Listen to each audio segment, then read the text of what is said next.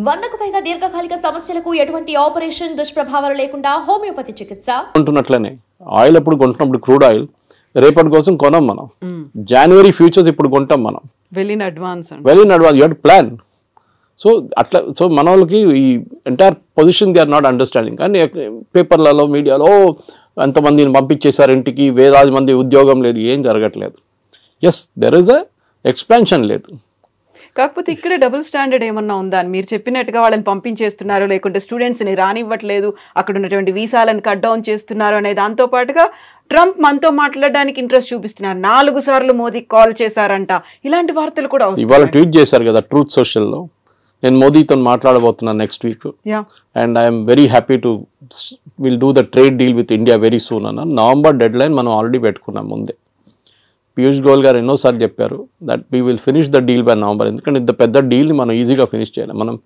ఈయూతోని మనకు ఇంకా నడుస్తుంది నెగోసియేషన్స్ యూకేతోని మనకి 3.5-4 సంవత్సరాలు పట్టింది యూకేతో ఎఫ్టీఏ కోసం ఫ్రీ ట్రేడ్ అగ్రిమెంట్ కోసం most of the products India నుంచి వెళ్ళేది యూకేకి ఇప్పుడు 0%లో వెళ్తుంది ట్రంప్ ఏమంటున్నాను నేను 0% చేయలేను మీరు నాకు 0% ఇవ్వాలి అంటే కస్టమ్స్ డ్యూటీ 0 నేను ఎందుకు చేయలేనంటే మాకు కాంగ్రెస్ నుంచి అప్రూవ్ తీసుకోవాలంటే వాళ్ళ పార్లమెంట్ నుంచి అప్రూవల్ తీసుకోవాలి వాళ్ళు ఇవ్వరు సో మినిమం నాకు 10-15% పెట్టాల్సి వస్తుంది దట్ ఈస్ వాట్ 15% ఇస్ అది ముందు 5 ఉండే తర్వాత 10 చేసి ఇప్పుడు 15-25 మన దగ్గర 50 వేసింది అగైన్ రష్యన్ ఆయిల్ గురించి మాట్లాడుతున్నప్పుడు సేమ్ ప్రాబ్లం రష్యన్ ఆయిల్ని మనం ఇంకా కొంటామని చాలా క్లియర్గా ప్రధానమంత్రి చెప్పలేదు కానీ మిగతా అందరూ మాట్లాడుతూ చెప్పారు జయశంకర్ గారు కానీ మిగతా ఫారిన్ మినిస్టర్ మాట్లాడుతూ we will buy oil from the best source possible ఎందుకంటే మాకు ఎంత తక్కువ రేట్లో వస్తే అంత మంది మేము అమ్ముతాము మేము will not by expensive oil US ఏమంటున్నారు మా దగ్గర నుంచి ఆయిల్ షేల్ ఆయిల్ ఉంటుంది వాళ్ళ దగ్గర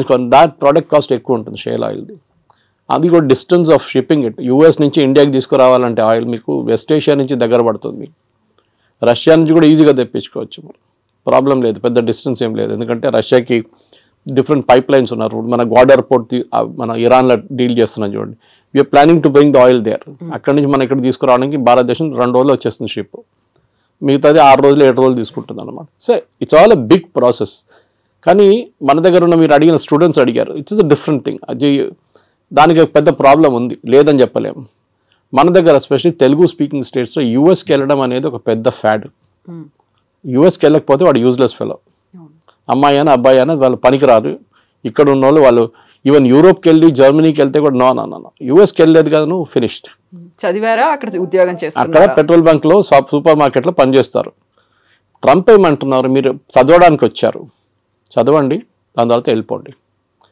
ఆప్షన్లో ఓపీటీస్ ఉన్న ట్రైనింగ్ ఉంటుంది ఇంకా 2 సంవత్సరాలు ఉండొచ్చు కావాలంటే మిస్యూజ్ చేస్తున్నారు అందరూ అనట్లేదు సర్టన్ పర్సంటేజ్ వాళ్ళు ఇప్పుడు వాళ్ళు ఏం చేస్తున్నారంటే క్రాక్ డౌన్ అక్కడ నడుస్తుంది 4600 మందిని లాస్ట్ 3 నెలలు పంపించేశారు ఇండియాకి స్టూడెంట్స్ని ఎందుకంటే కోర్స్ అయిపోయిన తర్వాత కూడా అక్కడ ఏదో చిన్న పని చేసుకుంటా ఇల్లీగల్గా చేస్తున్నారు ఎవరైనా అమెరికన్ వర్కర్కో లేకుంటే లీగల్ వర్కర్కి $10 ఇవ్వాలంటే గంటకి మన వాళ్ళు వెళ్ళి $5 పనిచేస్తారు సో దట్ ఇస్ మొన్న మీరు కూడా వెళ్ళొచ్చారు యూఎస్కి you know the situation it is like that అది ఎప్పటి నుంచో అట్లా ఉంది దాని తర్వాత ఎట్లయినా గ్రీన్ కార్డ్ ఒకటి వచ్చిన తర్వాత దానికోసం వెయిట్ చేస్తారు దాని తర్వాత సిటిజన్షిప్ నెక్స్ట్ ఇది వీ షుడ్ ఒక కంట్రీకి వెళ్ళినప్పుడు ఇప్పుడు మనం బంగ్లాదేశ్ వాళ్ళని రోహింగ్యాలను తిట్టుకుంటాం ఇక్కడ వాళ్ళు వచ్చి మన దగ్గర వచ్చి మొత్తం మన ఉద్యోగం తీసుకెళ్ళిపోతున్నారు మన ఇక్కడ మన భారతదేశం ఏంటో ధర్మశాల అనేది అంటాం మనం యూఎస్ కూడా అదే అంటున్నారు మా సిటిజన్స్ ఉన్నారు వాళ్ళకు ఉద్యోగం కావాలి మీరు వచ్చి తీసుకెళ్ళిపోతున్నారు అని ట్రంప్ ఎందుకంటే ఆయన ఎలక్షన్ క్యాంపెయిన్ దాని మీద ఉండే make America great again American jobs protect చేస్తాం సో న్యాచురల్లీ ఆయన చేస్తారు అది కానీ మన దగ్గర ఏముండాలంటే high and skills chip design ఉండొచ్చు ఏఐ బేస్డ్ వర్క్ ఉండొచ్చు రోబోటిక్స్ ఉండొచ్చు దాంట్లో హై అండ్ వర్క్ చేసేటోళ్ళని ఇప్పుడు అడుగుతున్నారు వాళ్ళంతా మిగతా లో అండ్ మాకు వద్దు ఇది దుబాయ్లో కూడా జరిగింది 70s 80s 90s up to 2000 దుబాయ్లో కన్స్ట్రక్షన్ బూమ్ ఉండే వర్కర్లు కావాలి సిమెంట్ హ్యాండిల్ చేసే మిక్సర్స్ కావాలి అట్లనే సెంటరింగ్ చేసేటోళ్ళు కావాలి ప్లాస్టరింగ్ చేసేటోళ్ళు కావాలి ఎలక్ట్రీషియన్స్ కావాలి ఇప్పుడు ఆ ఫేస్ అయిపోయింది దుబాయ్లో the construction face is over now the maintenance face is going on నడిపించడానికి మనుషులు కావాలి so that skill is different అన్నమాట మన వాళ్ళు ఏం చేస్తున్నారంటే ఇప్పుడు కూడా చదవడానికి ఎందుకు వెళ్తారు కొన్ని యూనివర్సిటీస్ అసలు పేపర్లో కూడా ఉండదు అట్లాంటి యూనివర్సిటీ కూడా వెళ్ళరు మనకు కొంచెం ఎడ్యుకేషనల్ కన్సల్టెంట్స్ కూడా ఆ బిజినెస్ చేస్తారు వాళ్ళు లేనిపోయిన లోన్లు ఇచ్చేసి మీకు అన్ని చూపించేసి మిమ్మల్ని ఎక్కడ ఆకాశం మీద ఎక్కిచ్చేస్తారు వాళ్ళు అక్కడ వెళ్ళినాక అంతే సంగతి మీరు ఈజీగా అదే అయిపోతారు అది ఎప్పుడు యూఎస్ పాపులర్ పాపులారిటీ తగ్గిందో టఫ్ అయిపోయినప్పుడు కెనడా మొదలుపెట్టారు. కెనడాకి పాపులేషన్ తక్కువ, వాళ్ళకి మనుషులు కావాలి అక్కడ. So naturally they are asking, ఇండియన్స్ని అలౌ చేస్తున్నారు, చాలా మటుకు వెళ్తున్నారు అక్కడ కూడా. కానీ అక్కడ కూడా ఒక బ్యాక్లాష్ వచ్చేసింది. ఇప్పుడు మన ఆస్ట్రేలియాలో చూసాం, ప్రొసెషన్ తీశారు ఆస్ట్రేలియన్స్, మీరు వినుంటారు టీవీలో వచ్చినా అని. వాళ్ళు ఏమంటున్నారు, ఇండియన్స్ని పంపించేసేయండి, మాకు వీళ్ళు వద్దు ఇక్కడ అని.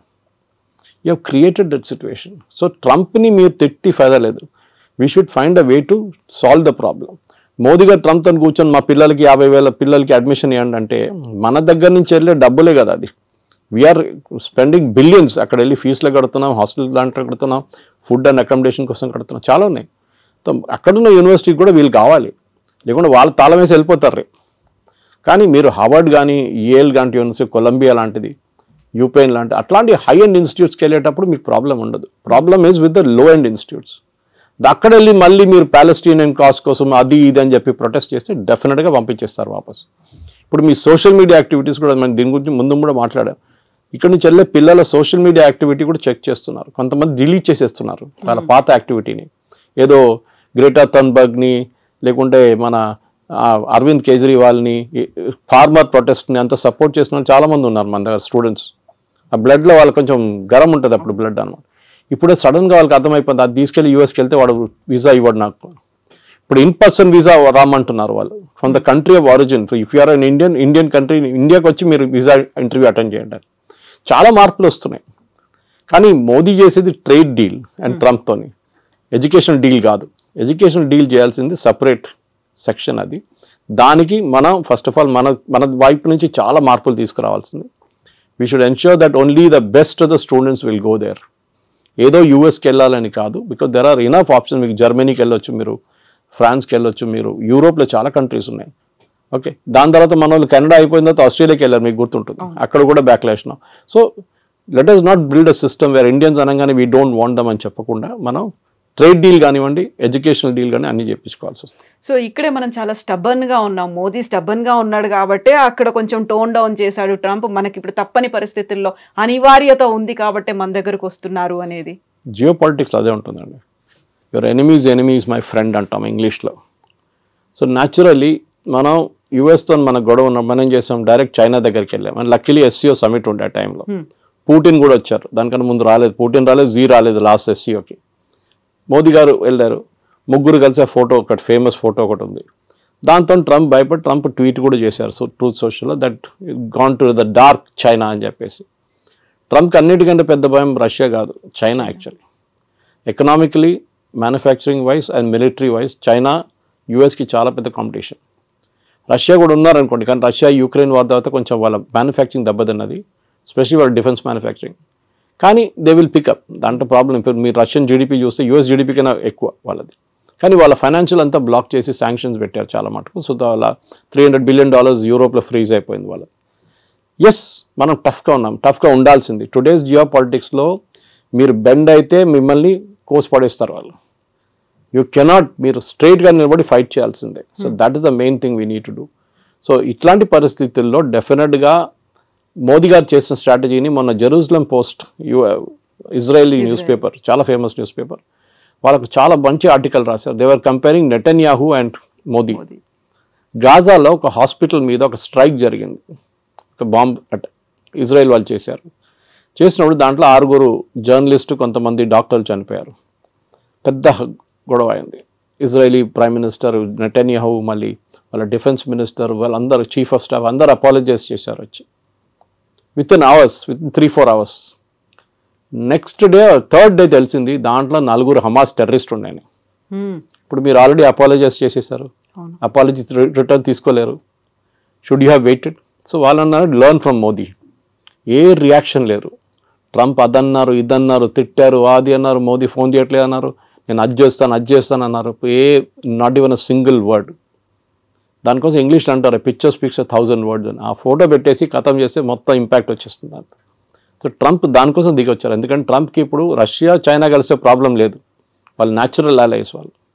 కానీ అదే ఎందుకంటే ఇద్దరు డిక్టేటర్షిప్స్. మన దగ్గర అట్లా కాదు, మన దగ్గర డెమోక్రసీ ఉంది. So natural and this market, 140 కోట్ల మంది ఉన్న మార్కెట్ ఇస్ హ్యూజ్ మార్కెట్, చాలా పెద్ద market.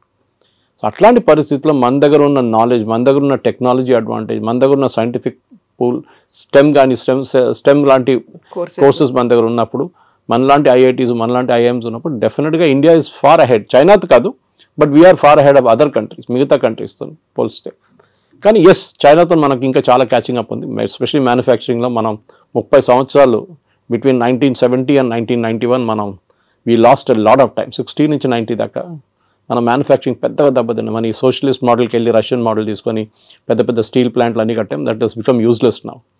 So anyway, that's a different debate. కానీ మీరు అడిగిన ప్రశ్నకి ట్రంప్తోని టఫ్గా ఉండాల్సిందే. ఎక్కడికి ఎవరెవరు టఫ్గా ఉంటారో వాళ్ళతో ట్రంప్ దిగొస్తారు. చూసాం మనం దీనికన్నా ముందు కూడా. వేరస్ మెక్సికో లాంటి దేశం, ఆయన అన్నారు, మనకు చాలా డ్యామేజింగ్ స్టేట్మెంట్ ఇచ్చారు ట్రంప్. డాన్స్ చేస్తే వాళ్ళు డాన్స్ చేస్తారు, నేను డాన్స్ చేయమంటే కూర్చోమంటే కూర్చుంటారని. Is telling a president of another country. ఆలోచించండి, నేను ఏం కావాలంటే చేస్తే మీరు చేస్తారు నా కోసం. ఎందుకంటే ఒకసారి చేశారు, టారిఫ్ తగ్గించామని తగ్గించేస్తాం. మనం sorry, we will not do it. మనకు కూడా ఒక ఆత్మగౌరవం ఉంటుంది, ఒకటి ఈగో ఉంటుంది, మనకి హెల్దీ ఈగో ఉండాలి అంతే. So we will not do it as a nation. ఇప్పుడు మోదీ గారికి చాలా ఈజీ ఉండే, అన్నిటి ఎగ్రీ అని చెప్పి సంతకం పెట్టేసి అయిపోతుండే, ఈ శాంక్షన్స్ ఏమో లేకపోతుండే. కానీ లాంగ్ టర్మ్లో డ్యామేజ్ వస్తుండే మనకి. ఆ లాంగ్ టర్మ్ డ్యామేజ్ ఇప్పుడు ఉండదు. And that is the main thing. Long term damage పక్కన పెట్టేసి we have to now take care of. సరే, ట్రంప్ దిగొచ్చారు కదా, మనం కూడా మాట్లాడదాం. మనం కూడా ఇప్పుడు లేదు గుర్రం మీద కూర్చొని నేను మాట్లాడలే అని చెప్తా, అట్లా కాదు కదా. So elephant and dragon are dancing అని చెప్పి ట్రంపే చెప్పారు.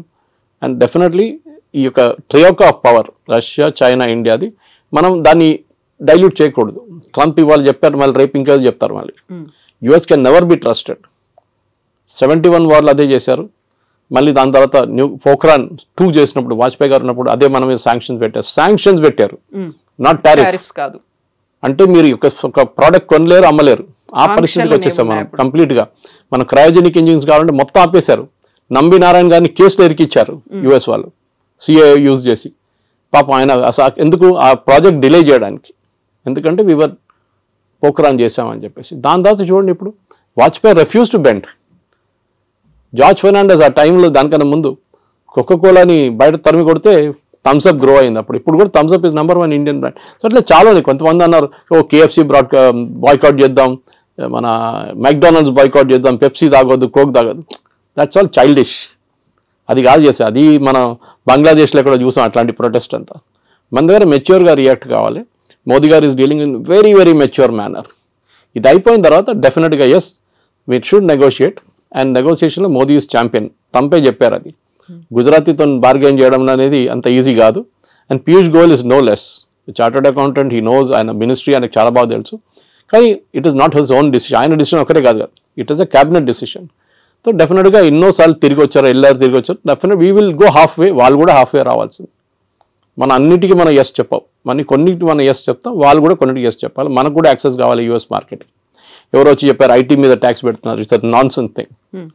IT is not done that way. వీళ్ళకి అర్థం కాదు, మాట్లాడుతున్నారు కూడా అర్థం కాదు. ఎందుకు ఫార్మా మీద ఎందుకు పెట్టలేదండి 50%? వాళ్ళకి అవసరాలు ఉన్నాయి. అది ఇప్పుడు మీరు ఐటీ కంపెనీస్ మీద పెడితే ఏమవుతుంది, వాళ్ళ ప్రోడక్ట్స్ ఎక్స్పెన్సివ్ అవుతుంది, మనకు ప్రాబ్లం లేదు.